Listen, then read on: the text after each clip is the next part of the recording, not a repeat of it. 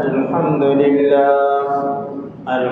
لله نحمده ونستعينه ونستغفره ونؤمن به ونتوكل عليه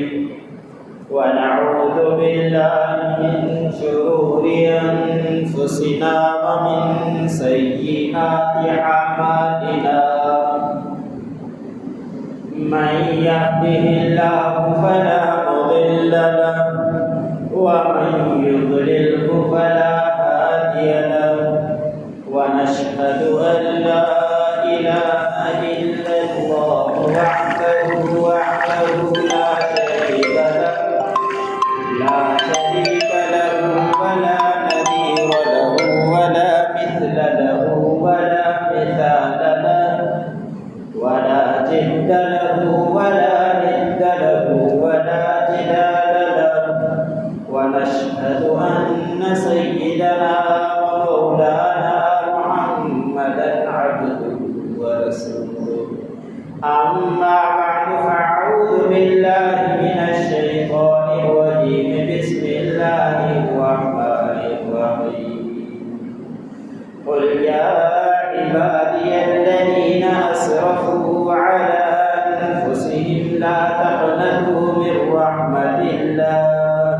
إن الله يغفر الذنوب جميعا وقال النبي صلى الله عليه وسلم سبقت رحمتي غضبي وقال النبي صلى الله عليه وسلم رحمتي وسعت كل شيء صدق الله العظيم وصدق رسوله النبي الكريم ومن الشاهدين والشاكرين والحمد لله رب العالمين. دل کی گہرائی سے درود اللهم صل على محمد وعلى آل محمد كما صليت على إبراهيم وعلى آل إبراهيم إنك حميد مجيد. اللهم بارك على محمد وعلى آل محمد كما باركت على إبراهيم وعلى آل إبراهيم إنك حميد مجيد.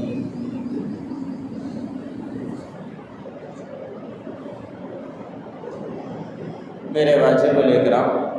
صد احترام اور نوجوان بھائیوں، میں نے آپ لوگوں کے سامنے اللہ رب العزت کے کلام میں سے ایک آیت امام الانبیاء خاتم المجتبیٰ حضرت محمد مصطفیٰ صلی اللہ علیہ وسلم کے ارشادات میں سے ایک دو ارشاد تلاوت کیے ہیں. اللہ رب العزت کی بارگاہ میں دعا ہے کہ اللہ مجھے حق و سچ طور پر کہنے اور اس کے بعد مجھ سمیت تمام سننے والے مسلمانوں کو اس پر عمل کرنے کی توفیق عطا فرمائے. رمضان المبارک کا مہینہ اختتام پذیر ہے. وہ دن بھی تھے کہ جب ہم رمضان المبارک کے آنے کی دعائیں پڑھ رہے تھے، اور وہ دن بھی تھے کہ رمضان المبارک کا مہینہ آ گیا، ہم داخل ہو گئے. اب رمضان المبارک کے اختتام آخری جمعہ جمعۃ الوداع جس کو کہا جاتا ہے وہ آ چکا ہے. اب رمضان المبارک ہم سے رخصت ہونے ہی والا ہے. رمضان المبارک کا مہینہ ان کے لیے بھی گزرا جنہوں نے پابندی کے ساتھ روزے رکھے. رمضان المبارک کا مہینہ ان لوگوں کے لیے بھی گزرا جنہوں نے تراویح پابندی کے ساتھ پڑھی. رمضان المبارک کا مہینہ ان لوگوں کے اوپر بھی گزرا جنہوں نے روزے نہیں رکھے. اور رمضان المبارک کا مہینہ ان لوگوں کے اوپر بھی گزرا جنہوں نے نمازیں نہیں پڑھی. اور جنہوں نے اعمال کیے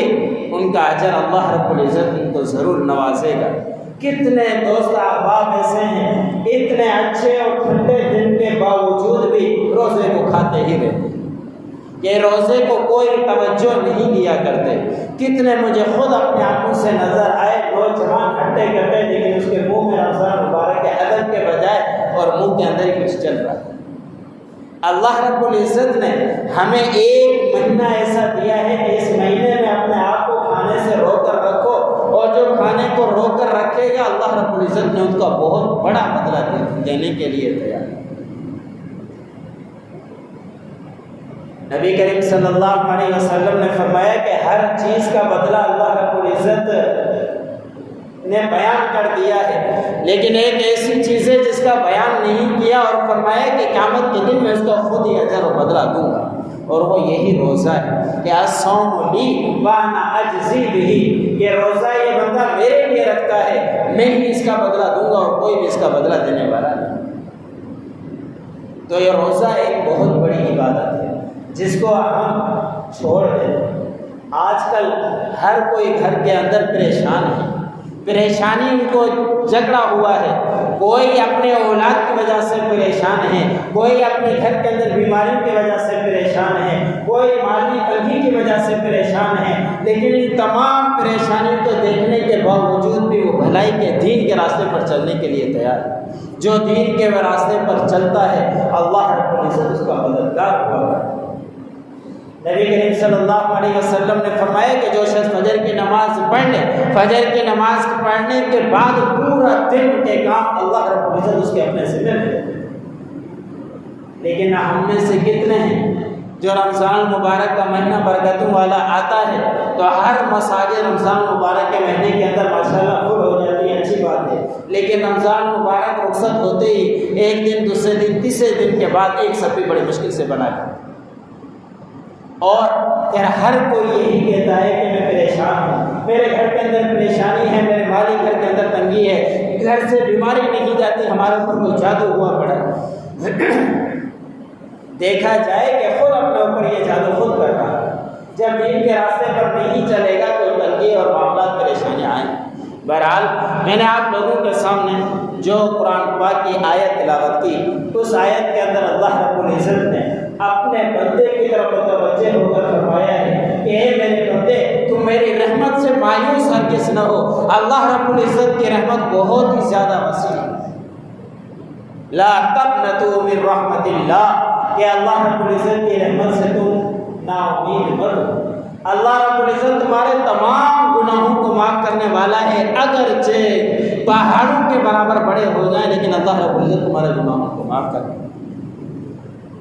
حدیث مبارک میں آتا ہے کہ اللہ رب العزت نے رحمت کے 100 حصے بنائے، ان میں سے ایک حصہ اللہ رب العزت نے رحمت کا دنیا کے اندر دے دیا ہے۔ ایک حصہ رحمت کی وجہ سے پوری کائنات اپنے اولاد بچوں کے اوپر محنت کیا کرتی ہے، شفقت کیا کرتی ہے۔ ایک حصہ رحمت کی وجہ سے جانور اپنے بچوں کے ساتھ پیار کرتا ہے، اور والدین اپنے اولاد کے ساتھ پیار کرتے ہیں، والدہ اپنے بچے کے ساتھ پیار کرتی ہے، چرند پرند ہر چیز اگر دیکھ لی جائے تو اپنے بچوں کے ساتھ پیار کرتی ہے، ایک حصہ رحمت کی وجہ سے۔ ایک واقعہ صحابہ اکرام کے بارے میں آتا ہے کہ ایک صحابی نے راستے میں چلتے ہوئے چڑیا کے بچے دیکھ لیے، اور چڑیا کے بچے اپنے پاس رومال میں اٹھا کر چل دیے، اور کچھ دیر میں چڑیا بڑی آ گئی، ان کی وہ آگے دیکھا، تلاش کیا، نہیں ملی، پتہ چلا کہ یہ رومال کے اندر لے کے جا رہا ہے۔ وہ رومال کے اس کے سر کے اوپر منڈلاتی رہی اور چلتی رہی، یہاں تک کافی دیر آگے جانے کے بعد اس صحابی نے وہ رومال کھولا، والدہ اس کے اندر آ گئی، جو اس کی والدہ تھی چڑیا، وہ اس کے بچوں کے ساتھ آ کے اندر بیٹھ گئے اور اس کو بھی رومال کے اندر ڈال دیا، اور آ کے نبی کریم صلی اللہ علیہ وسلم کے سامنے تذکرہ کیا۔ آپ صلی اللہ علیہ وسلم نے فرمایا کہ آپ نے ان کو تکلیف دی اور ان کو جا کے اس مقام پر چھوڑ کر آؤ جہاں سے آپ اٹھا کے آئے تھے۔ مطلب یہ تھا کہ ایک چڑیا اپنے بچوں کی وجہ سے اپنی جان دینے کے لیے تیار ہے، یہ ایک حصہ رحمت کا ہے جو پوری کائنات اپنے ہر بچے اولاد کے ساتھ محبت کیا، اور 99 حصے اللہ رب العزت نے اپنے پاس رکھے ہیں۔ تو دیکھیں کہ اللہ رب العزت اپنے بندوں کے ساتھ کتنی رحمت کا معاملہ ہے۔ حضرت عیسیٰ علیہ السلام ایک جگہ سے گزر رہے تھے، وہاں سے جگہ سے گزرتے ہوئے دیکھا اللہ رب العزت کی طرف سے کشف ہوا کہ ایک قبر والے کو عذاب ہو رہا ہے۔ حضرت عیسیٰ علیہ السلام نے اللہ رب العزت سے سوال کیا کہ یا اللہ ان کو عذاب کیوں ہو رہا؟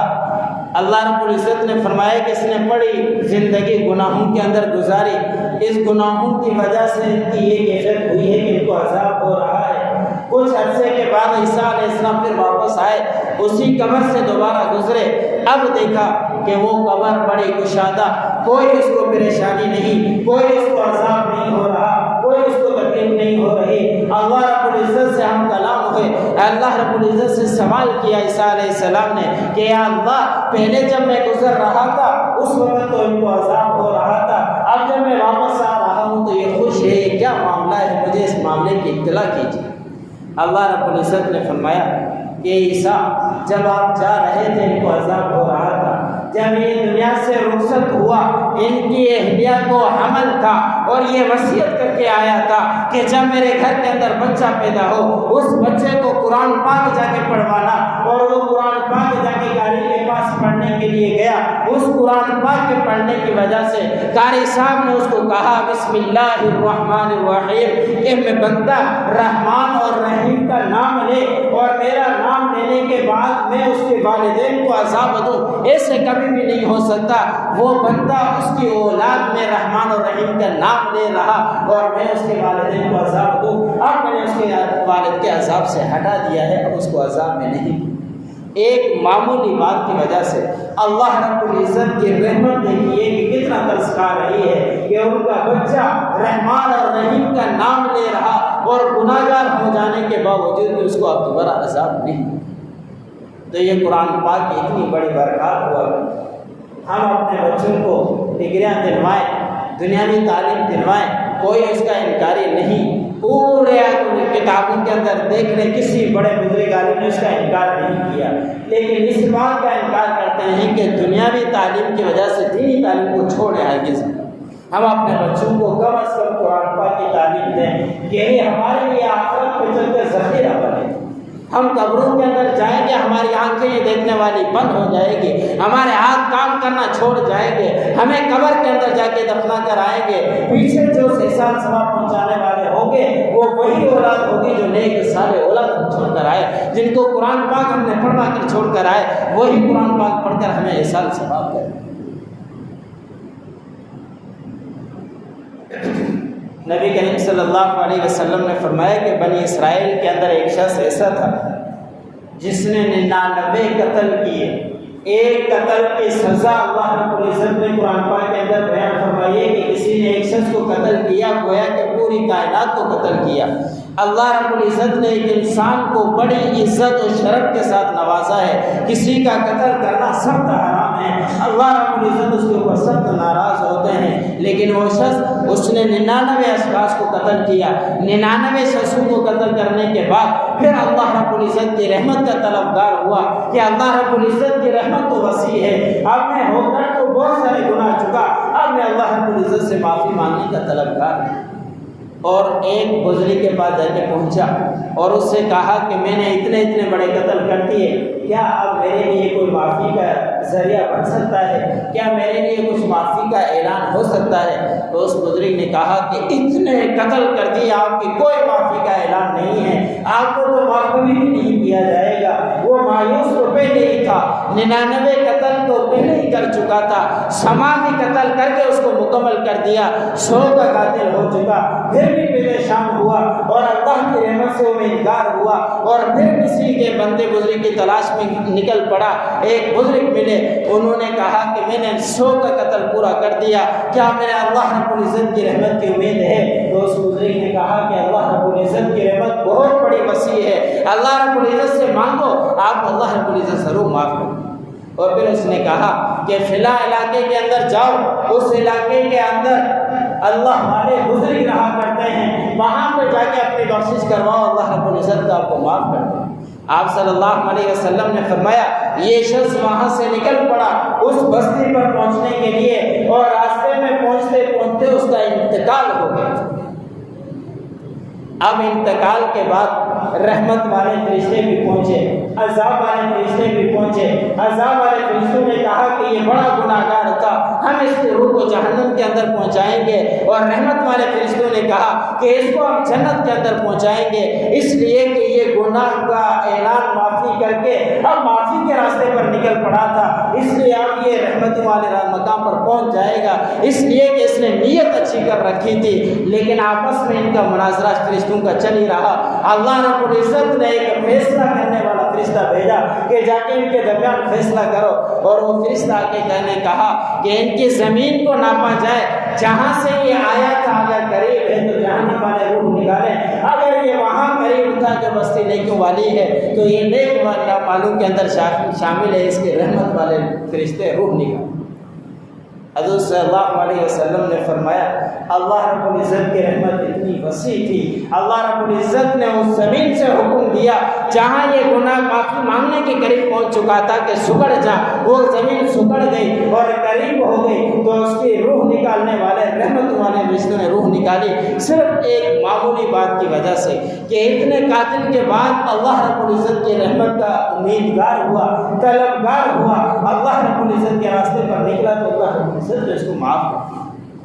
تو میرے بھائی اور دوستو، ہم بھی گناہ گار ہیں، گناہ سے کوئی معصوم نہیں سوائے انبیاء اکرام کے، لیکن اللہ رب العزت کی رحمت بہت بڑی وسیع ہے۔ اللہ رب العزت چاہتے ہیں کہ بندہ میرے پاس آئے تو صحیح، میں اس کو معاف کرنے کے لیے تیار ہوں۔ آپ صلی اللہ علیہ وسلم نے فرمایا کہ جب کوئی بندہ اللہ رب العزت کے پاس دل میں ایک سوچتا ہے اللہ رب العزت کے لیے، تو اللہ رب العزت اس بندے کے لیے اپنی ذات کے اندر سوچتے ہیں۔ اگر وہ بندہ اپنی مجلس کے اندر اللہ رب العزت کی امیدگار کا طلب ہوتا ہے، مجلس کے اندر بیٹھ کر گناہوں سے معافی مانگتا ہے، اللہ رب العزت کو یاد کرتا ہے، اللہ رب العزت اس سے اچھی مجلس کے اندر اس کا تذکرہ کرتے ہیں۔ اگر یہی گناہ گار بندہ اللہ رب العزت کے پاس ایک بارش چل کر آتا ہے، اللہ رب العزت دو بارش اس کے پاس چل کر آتے ہیں، یہی گناہ گار بندہ ایک قدم اٹھا کر اللہ رب العزت کے پاس جاتا ہے، اللہ رب العزت اس کے پاس دو قدم اٹھا کر آتے ہیں۔ یہی بندہ اگر گناہ گار بندہ اللہ رب العزت کے پاس چل کر آتا ہے تو اللہ رب العزت اس کے پاس دو،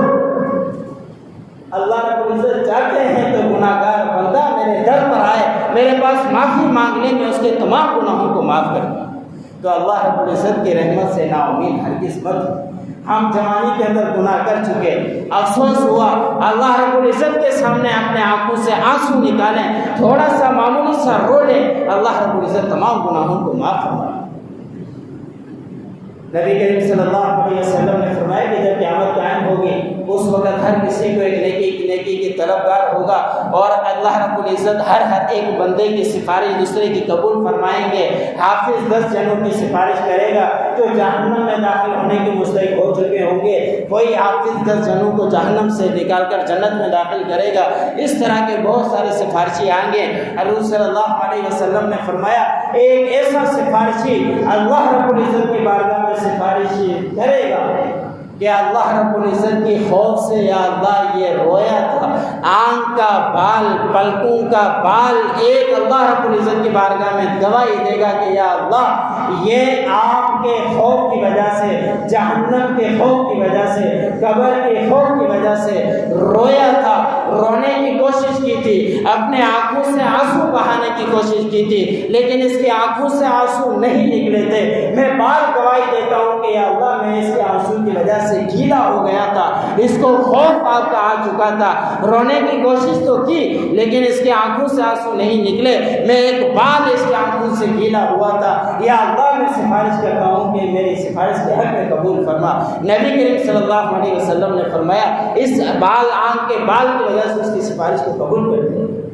تو ہم بھی گناہ گار ہیں، ہماری زندگی گناہوں کے اندر گزری، ہم گناہ کر کر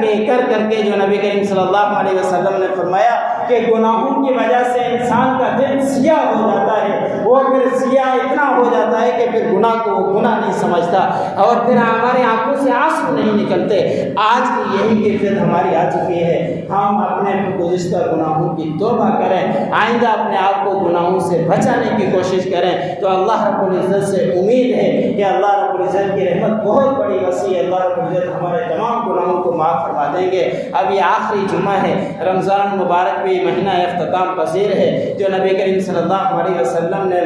آمین کہا تھا۔ امام